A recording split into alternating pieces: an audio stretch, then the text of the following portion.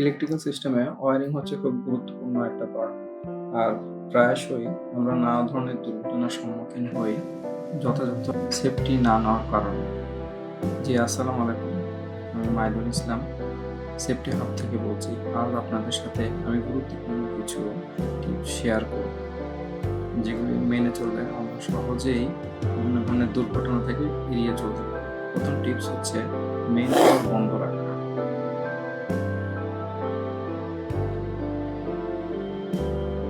Number 2, insulated tools ব্যবহার। Number 3, সঠিক সুরক্ষা সরঞ্জাম পরিধান।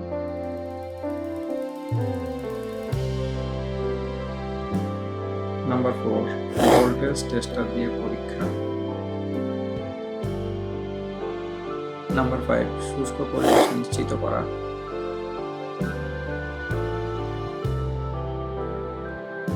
নাম্বার 6, সঠিক ইনসুলেশন পরীক্ষা।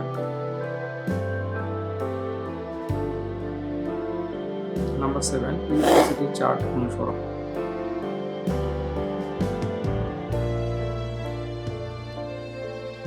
নাম্বার 8, যথাযথ আর্থিং ব্যবস্থা। আশা রাখি ছোটখাটো এই সমস্যাগুলো আমরা যদি সঠিকভাবে মেনে চলি, তাহলে আমরা বড় ধরনের দুর্ঘটনা থেকে রক্ষা পেতে পারবো এবং আমরা আরও যেসব নিয়মকানুন আছে এগুলো সুন্দর করে মেনে চলবো। ধন্যবাদ।